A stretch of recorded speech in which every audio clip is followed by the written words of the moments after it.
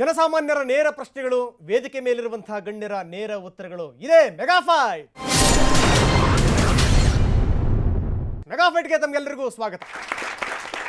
ಬನ್ನಿ, ಇವತ್ತಿನ ಮೆಗಾಫೈಟ್ನಲ್ಲಿ ನಾವು ಆರಿಸ್ಕೊಂಡಿರುವಂಥ ಸಬ್ಜೆಕ್ಟ್ ಪ್ರೀತಿ ಪ್ರೇಮ ಅಷ್ಟು ಸುಲಭನಾ ಅನ್ನುವಂಥ ಪ್ರಶ್ನೆ. ಯಾಕಂದರೆ ಬಹಳಷ್ಟು ಜನ ಯುವಕರನ್ನ ಯುವತಿಯರನ್ನ ನೋಡಿದ್ರೆ ನಮಗನ್ಸುತ್ತೆ ಬರೀ ಪ್ರೀತಿ ಪ್ರೇಮದಲ್ಲಿ ಅವರು ಕಾಲ ಕಳೆದು ಬಿಡ್ತಾರಾ ಅಂತ. ಯಾಕಂದರೆ ಇವ್ರಿಗೆ ಏನಾದರೂ ಒಂದು ದೂರದೃಷ್ಟಿ ಇಲ್ವಾ, ಜೀವನದ ಬಗ್ಗೆ ಜವಾಬ್ದಾರಿಗಳಿಲ್ವಾ, ಇಂಥ ಹಲವಾರು ಪ್ರಶ್ನೆಗಳು ನಮಗೆ ಉದ್ಭವ ಆಗ್ತವೆ.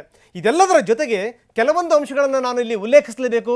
ಅದು ಕೋರ್ಟ್ ನೀಡಿರುವಂಥ ಅಂಶಗಳದು ಬಹಳ ಅದ್ಭುತವಾಗಿರುವಂಥ ಕೆಲವೊಂದು ಅಂಶಗಳನ್ನು ಹೇಳಿದೆ ಕೋರ್ಟ್. ಅದರಲ್ಲೇನು ಅಂತಂದರೆ, ಹುಡುಗಿ ಏನಾದರೂ ಓಡ್ ಹೋದರೆ, ನಾವು ಮದುವೆ ಆಗ್ತೀವಿ ಅಥವಾ ಪ್ರೀತಿಸ್ತಾ ಇದ್ದೀವಿ ಪ್ರೇಮಿಸ್ತಾ ಇದ್ದೀವಿ ಅಂತ ಏನಾದರೂ ಓಡ್ ಹೋದರೆ ಹುಡುಗನ ಮೇಲೆ ನೀವು ಕಿಡ್ನ್ಯಾಪ್ ಕೇಸನ್ನು ಜಡಿದ್ರೆ ಒಳಗಡೆ ಹಾಕಿಸ್ಬೋದು ಅನ್ನುವಂಥದ್ದೊಂದು.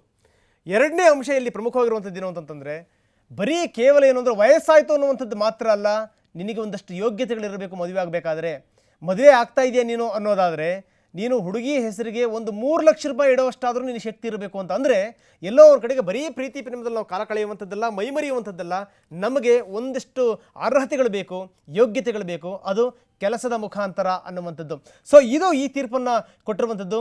ಇದೆಲ್ಲದರ ಜೊತೆಗೆ ಮೊನ್ನೆ ಒಂದು ಅದ್ಭುತವಾದಂಥ ಒಂದು ಕೇಸಲ್ಲಿ ಒಬ್ಬ ವ್ಯಕ್ತಿಯಿಂದ ಮಾತ್ರ ಈ ವಿಚಾರದಿಂದ ಹೊರಗಡೆ ಇಡ್ತು ಕೋರ್ಟ್. ಅದನ್ನು ನಾನು ಇಲ್ಲಿ ಉಲ್ಲೇಖಿಸಲೇಬೇಕು. ಆತ ಸೈನ್ಯದಲ್ಲಿ ಕೆಲಸ ಮಾಡ್ತಿದ್ದ, ಹುಡುಗಿನ ಪ್ರೀತಿಸ್ತಾ ಇದ್ದ. ಆ ಪ್ರಕರಣ ಕೋರ್ಟಿನ ಎದುರುಗಡೆಗೆ ಬಂತು. ಆ ಸಂದರ್ಭದಲ್ಲಿ ಜಡ್ಜ್ ಹೇಳಿದ್ದೇನು ಅಂದರೆ, ಈ ಅಂಶಗಳಿಂದ ನಿಮ್ಮನ್ನು ನಾನು ಹೊರಗಡೆ ಇಡ್ತಾ ಇದ್ದೀನಿ. ಅಂದರೆ ನೀವಿಬ್ಬರು ಮದುವೆ ಆಗಬಹುದು. ಕಾರಣ ಏನು ಅಂತಂದರೆ, ನಿನಗೆ ಒಂದು ಸ್ಥಿರವಾದಂಥ ಒಂದು ಕೆಲಸ ಇದೆ, ನಿನ್ನ ಜೀವನಕ್ಕೊಂದು ಭದ್ರತೆ ಇದೆ, ಹೀಗಾಗಿ ನೀನು ಅವಳನ್ನು ಮದುವೆ ಆಗ್ಬೋದು, ನೀವಿಬ್ಬರು ಕೂಡ ಜೊತೆಗಿರ್ಬೋದು ಅನ್ನುವಂಥದ್ದು. ಅಂದರೆ ಬಹಳ ಒಂದು ಸ್ಪಷ್ಟ ಇದು. ನಾವು ಕೇವಲ ಮೈಮರೆಯುವಂಥದ್ದು ಮಾತ್ರ ಅಲ್ಲ, ಒಂದು ವಾಸ್ತವಿಕ ನೆಲೆಗಟ್ಟಿನಲ್ಲಿ ನಾವು ಯೋಚನೆ ಮಾಡಿದಾಗ ನಮಗೇನು ಅರ್ಹತೆಗಳಿದೆ, ಏನು ಯೋಗ್ಯತೆಗಳಿದೆ. ಕೇವಲ ವಯಸ್ಸಾಯಿತು, ಮುಖದ ಮೇಲೆ ಮೀಸೆ ಬಂತು, ಅಥವಾ ನಾನು ಬೆಳೆದು ನಿಂತೆ, ನಾನು ಮದುವೆ ಆಗ್ಬೋದು, ನಾನು ಪ್ರೀತಿಸ್ಬೋದು, ಅದಲ್ಲ. ನಿನಗೆ ಒಂದಿಷ್ಟು ಅರ್ಹತೆಗಳು ಬೇಕು, ಯೋಗ್ಯತೆಗಳು ಬೇಕು. ಹಾಗಾದರೆ ಪ್ರೀತಿ ಪ್ರೇಮ ಅನ್ನುವಂಥದ್ದು ಅಷ್ಟು ಸುಲಭ ಅಲ್ಲ ಅನ್ನುವಂಥದ್ದು ಗೊತ್ತಾಯಿತು. ಹಿಂದೆ ಆದಷ್ಟು ಸುಲಭವಾಗಿ ಆಗಲಿಕ್ಕೆ ಸಾಧ್ಯ ಇಲ್ಲ ಅಂತ. ಅದಕ್ಕೆ ಸಂಬಂಧಪಟ್ಟಿರ್ತದೆ ಈಗಿನ ವಿಶೇಷ ಕಾರ್ಯಕ್ರಮ, ಅದು ಮೆಗಾಫೈಟ್ ಪ್ರೀತಿ ಪ್ರೇಮ ಅಷ್ಟು ಸುಲಭನ. ಬನ್ನಿ, ಇದ್ರ ಬಗ್ಗೆ ಮಾತಾಡಲಿಕ್ಕೆ ತೇಜಸ್ವಿ ಸೂರ್ಯ ನಮ್ಮ ಜೊತೆಗಿದ್ದಾರೆ. ತೇಜಸ್ವಿ ಸೂರ್ಯ ಲಾ ವಿದ್ಯಾರ್ಥಿ, ಬಿಲ್ಸ್ ಕಾಲೇಜು. ತೇಜಸ್ವಿ ಕಾರ್ಯಕ್ರಮಕ್ಕೆ ತಮಗೆ ಸ್ವಾಗತ. ಸೊ ಮತ್ತೊಬ್ಬರು ನಮ್ಮ ಜೊತೆಗಿರುವಂಥವ್ರು ಅಮೂಲ್ಯ ಮೌಂಟ್ ಕಾರ್ಮೆಲ್ ಕಾಲೇಜಿನ ವಿದ್ಯಾರ್ಥಿನಿ. ಅಮೂಲ್ಯ, ತಮಗೂ ಕೂಡ ಕಾರ್ಯಕ್ರಮಕ್ಕೆ ಸ್ವಾಗತ. ನನ್ನ ಎಡಭಾಗದಲ್ಲಿದ್ದಾರೆ ಬಾಲಾಜಿ ಜೈನ್ಸ್ ಕಾಲೇಜ್ ವಿದ್ಯಾರ್ಥಿ. ಬಾಲಾಜಿ, ತಮಗೂ ಕೂಡ ಕಾರ್ಯಕ್ರಮಕ್ಕೆ ಸ್ವಾಗತ. ಅವರ ಪಕ್ಕದಲ್ಲಿದ್ದಾರೆ ಸುರಭಿ ಕ್ರೈಸ್ಟ್ ಯೂನಿವರ್ಸಿಟಿ ವಿದ್ಯಾರ್ಥಿನಿ. ಸುರಭಿ, ತಮಗೂ ಕೂಡ ಕಾರ್ಯಕ್ರಮಕ್ಕೆ ಸ್ವಾಗತ. ಸೊ ನನ್ನ ಮೊದಲನೇ ಪ್ರಶ್ನೆ ಆರಂಭ ಆಗ್ತಾ ಇದೆ. ನಾನು ಸುರಭಿಯಿಂದಲೇ ಆರಂಭ ಮಾಡ್ತಾ ಇದ್ದೀನಿ. ಸುರಭಿ, ಸಬ್ಜೆಕ್ಟ್ ಏನು ಅಂತ ಗೊತ್ತಾಗಿದೆ. ಪ್ರೀತಿ ಪ್ರೇಮ ಅಷ್ಟು ಸುಲಭ ಅಲ್ಲ ಅನ್ನುವಂಥದ್ದು ಏನು ಹೇಳ್ತೀಯಮ್ಮ? ಈ ಕೋರ್ಟ್ ಆರ್ಡರ್ ಬಗ್ಗೆ ನೀವು ಮಾತಾಡಿದ್ರಲ್ಲ, ಅದು ನಿಜವಾಗ್ಲೂ ನಮ್ಮ ಯುವಕರಿಗೆ ಒಂದು ಯೋಚನೆ ತರಬೇಕು. ನಾವು ಚಿಂತೆ ಮಾಡ್ಬೇಕು ಅವ್ರು ಅಂತೀರಿ. ನಾವು ಮಾಡೋ ಕೆಲಸದಲ್ಲಿ ಅದು ಏನಾಗತ್ತೆ ಅಂತ ಯೋಚನೆ ಮಾಡಿ ಆಮೇಲೆ ನಾವು ಪ್ರೀತಿ ಪ್ರೇಮ ಮಾಡಬೇಕು ಅಂತ ನಾನು ಅನ್ಕೊಳ್ತೀನಿ. ಪ್ರೀತಿ ಪ್ರೇಮ ಮಾಡೋದು ಸುಲಭ. ನಮ್ಮ ಜೀವನದಲ್ಲಿ ನಾವು ತುಂಬ ಹುಡುಗಿರು ನೋಡ್ತೀವಿ, ಆ ಒಂದು ಫೀಲಿಂಗ್ಸ್ ಎಲ್ಲ ಬರುತ್ತೆ. ಆದರೆ ನಾವು ಮಾಡ್ತಿರೋದು ನಮ್ಮ ಪೇರೆಂಟ್ಸಿಗಾಗಲಿ ನಮಗೆ ಆಗಲಿ ಏನಾಗತ್ತೆ ಅಂತ ನಾವು ನಿಜವಾಗ್ಲೂ ನೋಡ್ಕೊಳ್ಬೇಕು.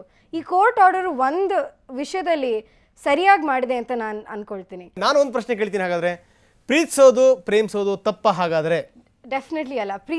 ಪ್ರೇಮಿಸೋದು ಒಂದು ಹ್ಯೂಮನ್ ನೇಚರ್. ಅದು ಯುವಕರಿಗೆ ಮಾತ್ರ ಅಲ್ಲ, ಎಲ್ಲರೂ ಮಾಡ್ತಾರೆ, ಎಲ್ಲರೂ ಮಾಡೋವಂಥದ್ದು. ಅದನ್ನು ತಡೆಯೋದು ಮಾತ್ರ ನಾನು ಐ ಡೋಂಟ್ ಅಡ್ವೊಕೇಟ್ ದಟ್.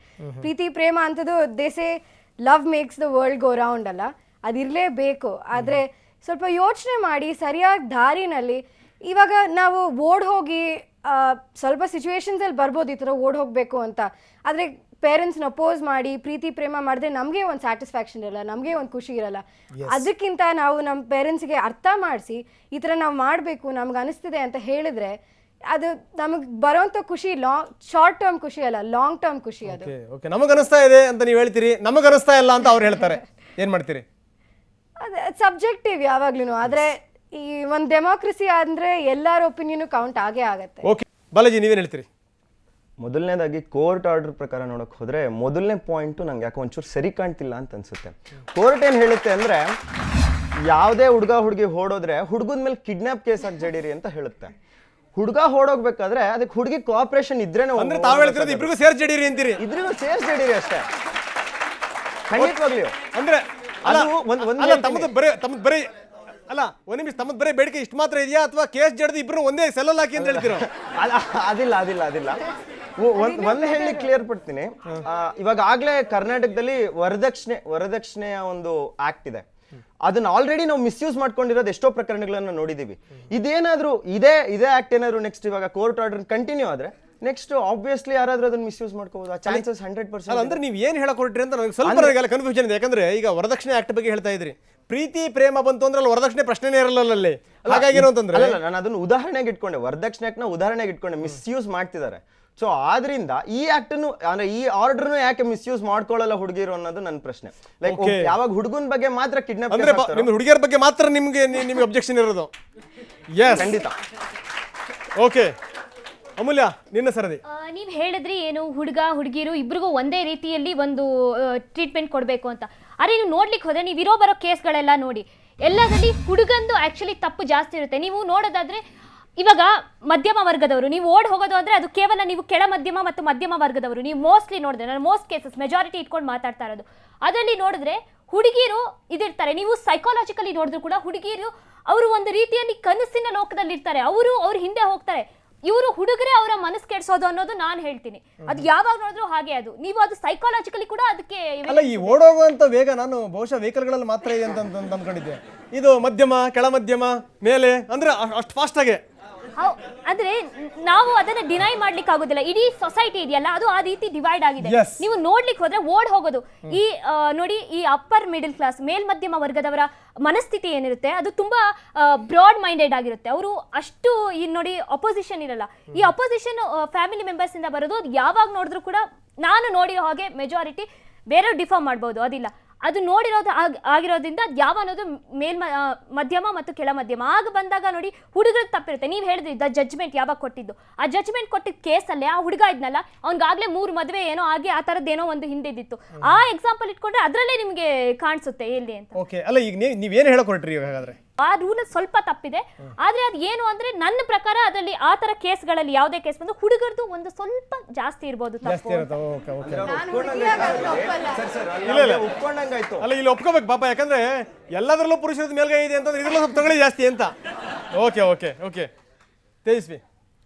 ನಾವು ಫ್ರೆಂಡ್ ಒಬ್ರು ಹೇಳ್ತಾ ಇದ್ರು, ನಾನು ಆಟೋ ಹಿಂದ್ಗಡೆ ನೋಡ್ತಾ ಇದ್ದೆ, ಆಟೋ ಹಿಂದೆ ಹೋದ್ರೆ ಹೊಗೆ, ಹುಡುಗಿ ಹಿಂದೆ ಹೋದ್ರೆ ಹೊಗೆ ಅಂತ. ಈ ಕೋರ್ಟ್ ತೀರ್ಪು ಬಂದ ಮೇಲೆ ಹುಡುಗರೇನಾದರೂ ಹುಡುಗಿ ಹಿಂದೆ ಕರ್ಕೊಂಡು ಓಡಿಸ್ಕೊಂಡು ಹೋದರೆ ನಿಜವಾಗ್ಲೂ ಹೊಗೆ ಅಂತ ಹೇಳೇ ಬಿಡ್ತು. ಈ ಅಮೂಲ್ಯ ಅವರೊಂದು ಮಾತು ಹೇಳ್ತಿದ್ರು, ಇದರಲ್ಲೂ ಹುಡುಗರದೇ ಒಂದು ಮೇಲ್ಗೈ ಇರುತ್ತೆ ಅಂತ. ಬಾಲಾಜಿಯವರು ಒಂದು ವಿಚಾರ ಭಾಳ ಚೆನ್ನಾಗಿ ಪ್ರಸ್ತಾಪ ಮಾಡಿದ್ರು. ಕಾನೂನು ವಿದ್ಯಾರ್ಥಿಯಾಗಿ ಈ ಡೊಮೆಸ್ಟಿಕ್ ವೈಲೆನ್ಸಲ್ಲಿ ನಡೆಯುವಂಥ ಪ್ರಕ್ರಿಯೆಗಳನ್ನು, ಡೈವರಿ ಆ್ಯಕ್ಟ್ ಇರ್ಬೋದು, ಎಲ್ಲದನ್ನು ನೋಡಿದಾಗ ಇದರಲ್ಲಿ ಭಾಳಷ್ಟು ಒಂದು ಫ್ಯಾಮಿಲಿ ಡೊಮೆಸ್ಟಿಕ್ ವೈಲೆನ್ಸ್ ಆ್ಯಕ್ಟಲ್ಲಿ ಹೇಳುತ್ತೆ, ಗಂಡನ ಮನೆಯ ಯಾರ ಮೇಲೆ ಆದರೂ ಕೂಡ ಹೆಂಡತಿ ಮನೆಯವ್ರ ಕೇಸ್ ಹಾಕ್ಬೋದು, ಆದರೆ ಹೆಂಡತಿ ಮನೆಯವ್ರ ಮೇಲೆ ಗಂಡನ ಮನೆಯವ್ರ ಕೇಸ್ ಹಾಕೋಕ್ಕಾಗೋದಿಲ್ಲ. ನಾವೇ ಎಷ್ಟೊಂದು ಸತಿ ಸುತ್ತಮುತ್ತ ಭಾಳಷ್ಟು ಸತಿ ನೋಡಿರ್ತೀವಿ ಈ ಥರ ಈ ಒಂದು ಕಾನೂನುಗಳನ್ನು ಮಿಸ್ಯೂಸ್ ಮಾಡ್ಕೊಳ್ಳೋವಂಥ ವಿಚಾರಗಳನ್ನು.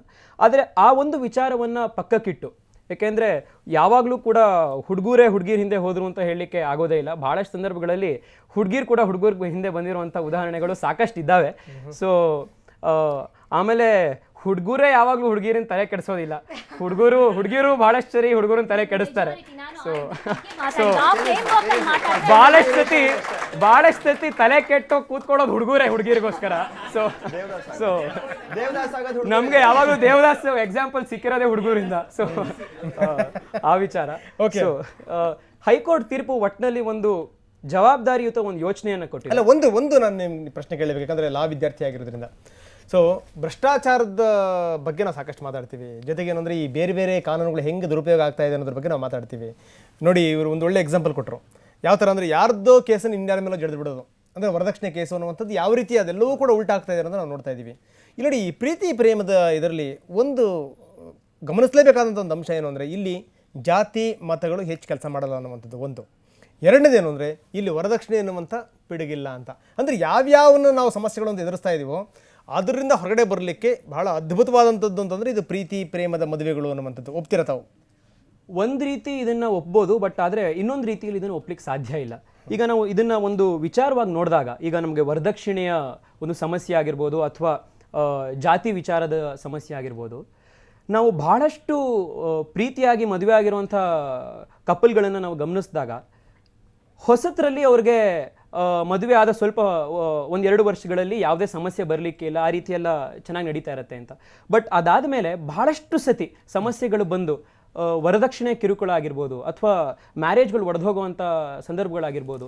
ನಾವು ಒಂದ್ಸತಿ ಯಾರಾದರೂ ಸಿಟಿ ಸಿವಿಲ್ ಕೋರ್ಟ್ ಕಾಂಪ್ಲೆಕ್ಸ್ ಹತ್ರ, ಫ್ಯಾಮಿಲಿ ಕೋರ್ಟ್ ಕಾಂಪ್ಲೆಕ್ಸ್ ಹತ್ರ ಹೋದರೆ ಸಾವಿರಾರು ಜನ ಇದೇ ಥರದ ಕೇಸ್ ಇಟ್ಕೊಂಡು ಮದುವೆ ಆದ ನಂತರ ಪ್ರೇಮದ ಮದುವೆ ಆದಮೇಲೆ ಯಾವಾಗ ರಿಲೇಷನ್ಶಿಪ್ಪು ಬ್ರೇಕ್ ಆದಂಥ ಸಂದರ್ಭ ಬಂತು, ಅದಾದಮೇಲೆ 2-3 ವರ್ಷ ಆದಮೇಲೆ ಹುಡುಗಿ ಕಡೆಯವರು ವರದಕ್ಷಿಣೆ ಕೇಸನ್ನು ಹುಡುಗರ ಮೇಲೆ ನಡೀತಾರೆ, ಮದುವೆಗಳು ಒಡಿತಾ ಹೋಗ್ತವೆ, ಮಗು ಕಸ್ಟಡಿಗೋಸ್ಕರ ಕಿತ್ತಾಟ ನಡೆಯುತ್ತೆ. 1-2 ವರ್ಷದ 3 ವರ್ಷದ ಮಗು ತಂದೆ ಜೊತೆ ಇರಬೇಕಾ ತಾಯಿ ಜೊತೆ ಇರಬೇಕಾ ಅಂತ ಒಂದು ನಿರ್ಧಾರ ಮಾಡೋದಕ್ಕೋಸ್ಕರ 2-3 ವರ್ಷ ವಿಚಾರ ತಗೊಳ್ಳಿ. ಇದೆಲ್ಲ ಅಂಶಗಳನ್ನ ನೋಡಿದಂಥ ಸಂದರ್ಭದಲ್ಲಿ ಕೋರ್ಟ್ ಹೇಳಿರುವಂಥ ತುಂಬಾ ಅದ್ಭುತವಾದಂಥ ಪಾಯಿಂಟ್ಸ್ಗಳನ್ನ ಹೇಳಿದೆ ಹಾಗಾದ್ರೆ ಅಂತ. ಎಸ್, ಮತ್ತಷ್ಟು ನಾನು ನಿಮ್ಮ ಜೊತೆ ಚರ್ಚೆ ಮಾಡ್ತೀನಿ. ಇದು ವೇದಿಕೆ ಮೇಲೆ ಇರುವಂಥವರ ಮಾತು. ಇನ್ನು ನಿಮ್ಮ ಮಾತುಗಳೇನು ನೋಡೋಣ ಒಂದು ಸಣ್ಣ ಬ್ರೇಕ್ ನಂತರ. ಪ್ರೀತಿ ಪ್ರೇಮ ಈ ಸುಲಭನ ಅಂದ್ರೆ ಪ್ರೀತಿ ಈಸಿ, ಅದಾದ್ಮೇಲೆ ಮೇಂಟೈನ್ ಮಾಡೋದು ಕಷ್ಟ. ನಾವು ಇಲ್ಲಿ ಕೂತ್ಕೊಂಡು ಹುಡುಗರ ತಪ್ಪ ಹುಡುಗಿರ ತಪ್ಪ ಅನ್ನೋದ್ರ ಬಗ್ಗೆ ಮಾತಾಡ್ತಾ ಇಲ್ಲ. ಪಾನಿಪುರಿ ಅಂಗಡಿಯವರು, ಸೊಪ್ಪು ಮಾಡೋರು ಯಾರು ಲವ್ ಮಾಡೋ ಹಾಗೆ ಇಲ್ವಾ, ಅವ್ರು ಓಡೋಗ ಹಾಗೆ ಇಲ್ಲ, ಅವ್ರಿಗೆ ಮನ್ಸಿರೋದಿಲ್ವಾ, ಅವ್ರು ಪ್ರೀತಿ ಮಾಡಬಾರ್ದಾ? ನನ್ನ ಅಭಿಪ್ರಾಯ ಏನಂದ್ರೆ ಪ್ರೀತಿ ಪ್ರೇಮ ಮಾಡೋರೆಲ್ಲ ಕೆಲಸ ಇಲ್ದೇ ಇರೋರು. ನೋಡಿ, ಯಾವ ಮನುಷ್ಯ ಪರ್ಫೆಕ್ಟ್ ಅಲ್ಲ. ಎಲ್ಲಾ ಡಿಸಿಷನ್ ಏನೇನ್ ತಗೊಳ್ತಾನೆ ಅದು ಯಾವ್ದು ಸರಿಯಾಗಿರಲ್ಲ. ನೀವು ಹಿಂದೆ ನೋಡಿದಾಗ ಯಾವುದೋ ಒಂದು ಪಾಯಿಂಟ್ ನಿಮ್ಗೆ ಅನ್ಸುತ್ತೆ, ಅಯ್ಯೋ ನಾನು ಈ ತರ ಏನೋ ಮಾಡಿ ದೊಡ್ಡ ತಪ್ಪು ಮಾಡ್ಬಿಟ್ಟೆ ಅಂತ.